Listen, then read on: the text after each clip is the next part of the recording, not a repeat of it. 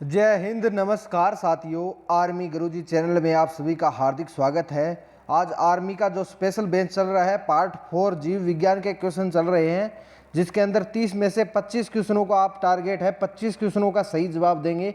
Comment के अंदर बताएंगे कितने आपके क्वेश्चन है वो सही हो रहे हैं। और जिन्होंने पहले वाले वीडियो नहीं देखे हैं वो प्ले लिस्ट के अंदर जाके साइंस के वीडियो देख सकता है। तो अभी हम शुरू करते हैं। बायोलॉजी के ये क्वेश्चन आपके जरूर पूछे जाएंगे, उन्हीं क्वेश्चनों को लेके आता हूं। पहला क्वेश्चन है, गाजर का रंग किसकी मौजूदगी के कारण ऐसा होता है? मतलब गाजर का रंग जो लाल होता है वो किसकी मौजूदगी के कारण होता है? क्लोरोफिल, फाइकोसाइनिन, फाइकोइरेथिन या कैरोटीन? तो गाजर का जो लाल रंग है वो कैरोटीन के कारण होता है। बहुत बार क्वेश्चन पूछा जाता है, कैरोटीन इसका सही आंसर होगा। दूसरा है, पपीते में पीले रंग का कारण है पेपेन, लाइकोपेन, केरेकाजेंथिन या कैरोटीन? तो पपीते के अंदर जो पीला रंग है उसका कारण है केरेकाजेथिन। केरेकाजेथिन के कारण पपीते का रंग पीला होता है। अगला क्वेश्चन है, मिर्च की तीक्ष्णता का कारण है, मिर्च जो कड़वी होती है उसका कारण क्या है? तो मिर्च की तीक्ष्णता का कारण क्या है, यह अभ्यर्थी बताएंगे। मिर्च की तीक्ष्णता का कारण क्या है? तो कैप्सिन की उपस्थिति। बी ऑप्शन इसका सही आंसर होगा। बी ऑप्शन, कैप्सिन की उपस्थिति के कारण मिर्च तीक्ष्णता होती है। अगला है, सिनकोना का कौन सा भाग औषधि देता है? सिनकोना का कौन सा भाग? सिनकोना एक पौधा है जिसका कौन सा भाग पूछा गया है कि औषधि देता है? तो भ्रूणपोष, फल बीती, छाल या पत्तियां? तो सिनकोना का फल बीती जो फल होता है वो हमें एक औषधि प्रदान है वो करता है। अगले क्वेश्चन की बात कर लेते हैं, लुप्तप्राय भारतीय औषधीय पौधा प्रजाति है। मतलब जो लुप्त हो गया है भारतीय औषधि पौधा कौन सा है उसका पूछा गया है। तो इसका नाम है अफीम। अफीम का पौधा है वो लुप्तप्राय है भारतीय औषधि पौधा। सी नंबर ऑप्शन इसका सही आंसर होगा। इस पेड़ की छाल मसाले के रूप में प्रयोग की जाती है। कौन सा पेड़ है जिसकी छाल है वो मसाले के रूप में प्रयोग की जाती है? दालचीनी, लौंग, नीम या ताड़? तो आप सभी को पता होगा दालचीनी। दालचीनी पेड़ की छाल है वो मसाले के रूप में प्रयोग की जाती है। ये लौंग होती है, ये कोई पेड़ के नहीं लगती लौंग, आपको बता देता हूँ। लेकिन दालचीनी एक पौधे का नाम है जिसकी छाल का काम हम काम में लेते हैं। अगले क्वेश्चन की ओर बात कर लेते हैं, केसर मसाला बनाने के लिए पौधे का कौन सा भाग उपयोग में लिया जाता है? बहुत अच्छा क्वेश्चन है। पत्ती, पंखुड़ी, बाह्य दल या वर्तिकांग? केसर मसाले बनाने के लिए वर्तिकांग प्रयोग में लिया जाता है। ये वर्तिकांग है, वर्ती नहीं है, वर्तिकांग। वर्तिकांग का प्रयोग केसर मसाला बनाने के लिए पौधे का भाग है वो वर्तिकांग भाग प्रयोग में लिया जाता है। निम्न में से कौन सा पादप रेशा तने से प्राप्त होता है? कौन सा पादप है जो रेशा तने से प्राप्त होता है? कपास, क्वायर, सनई या सेमल? कौन सा पादप रेशा तने से प्राप्त होता है? तो इसका सही आंसर कपास होगा। कपास इसका सही आंसर होगा। देखो, रेशा क्या है? कपास के अंदर ही होता है जो तने से प्राप्त होता है, तो कपास इसका सही आंसर होगा। निम्न रेशों में से पौधे के तने का उत्पाद नहीं है। कौन से रेशों में से पौधे के तनों का उत्पाद है? नहीं है। तो इसका सही आंसर होगा ये सनई। सनई इसका सही आंसर होगा। सनई, ये है सनई।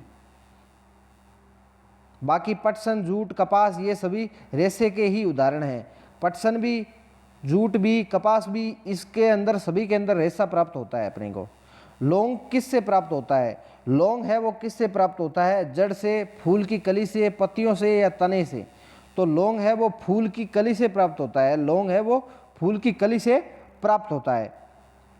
अगला क्वेश्चन है, अफीम प्राप्त किया जाता है। अफीम कहाँ से प्राप्त किया जाता है? सूखी पत्तियों से, जड़ों से, बिना पके फल के लेटेक्स से या पके हुए फल के लेटेक्स से? आपको पता होगा कि अफीम है वो एक दूध से बनता है।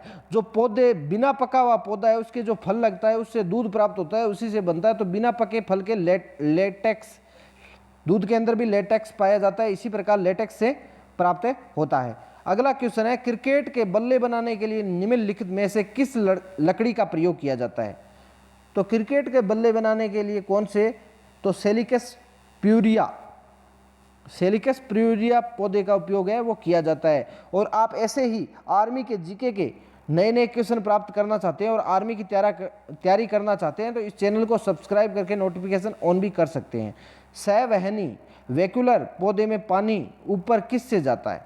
जो वैक्यूलर पौधा है उसके अंदर पानी है वो ऊपर किसके कारण जाता है? तो जाइलम टिश्यू से। जाइलम से क्या होता है? जाइलम से पानी है वो ऊपर जाता है, फ्लोएम से नीचे आता है।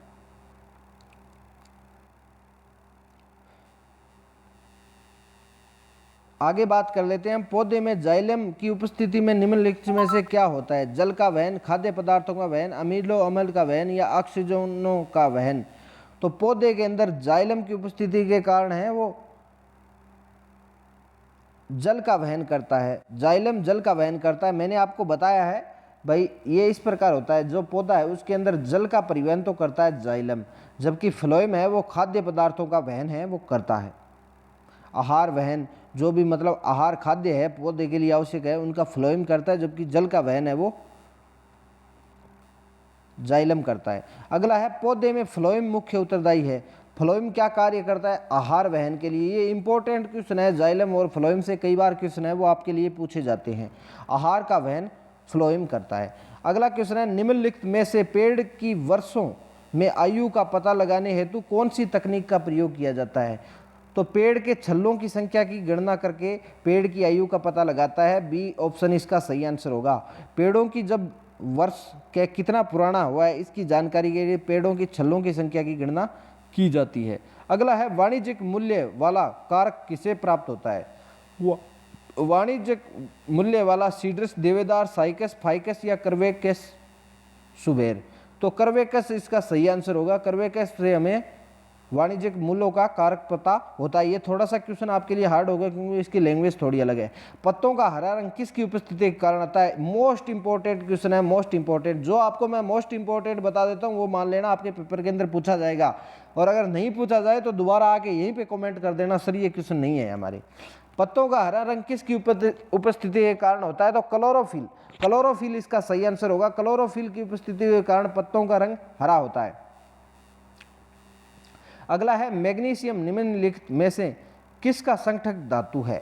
मैग्नीशियम है वो किसका संगठक धातु है? तो मैग्नीशियम ही क्लोरोफिल का संगठक धातु है। एक पत्ती है, एक पौधा है, उसके अंदर हरा रंग कैल्शियम के कारण होता है, ये क्लोरोफिल के कारण होता है, ये आप चीज़ मानते हो। और उस पत्ती के अंदर मैग्नीशियम धातु पाई जाती है, तो मैग्नीशियम क्लोरोफिल का ही एक घटक है।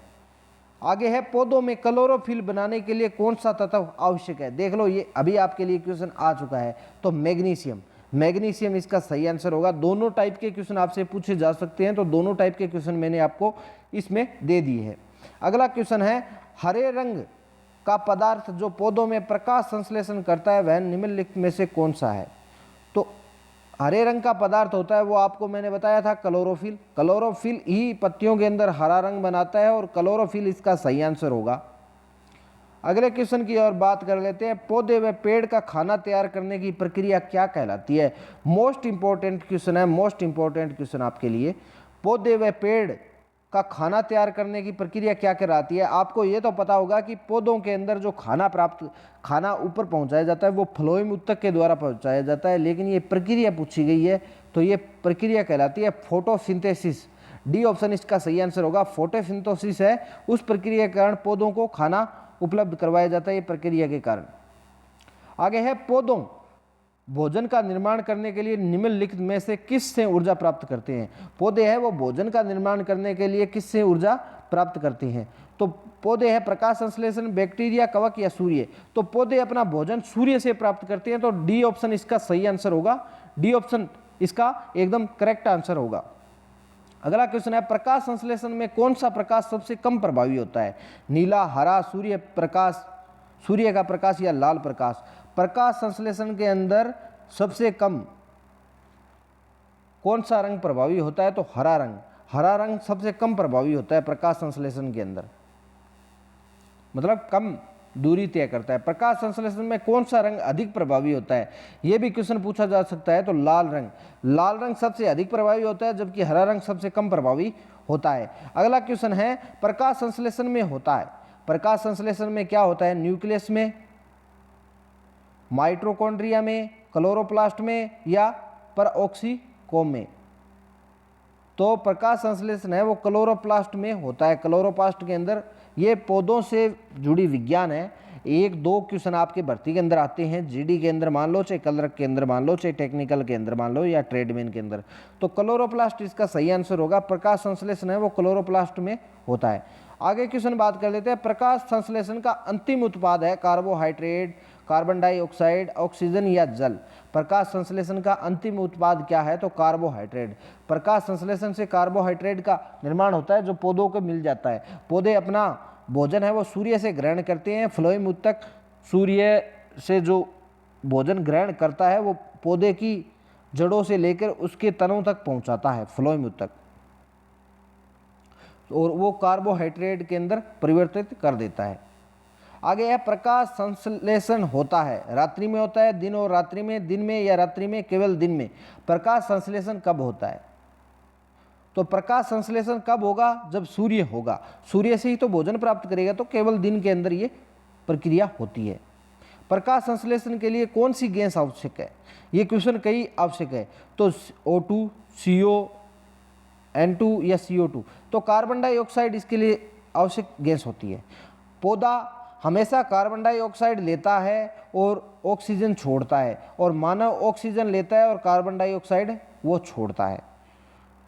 तो इसीलिए पौधों को ज़्यादा लगाया जाता है ताकि मानव को ऑक्सीजन की प्राप्ति हो सके। तो प्रकाश संश्लेषण के लिए कार्बन डाइऑक्साइड की आवश्यकता होती है। निम्नलिखित में से कौन सी प्रक्रिया कार्बन डाइऑक्साइड वातावरण को हटाती है, प्रकाश संश्लेषण, बायोडिग्रेशन, विद्युत अपघटन या गैल्वेनीकरण। तो प्रकाश संश्लेषण।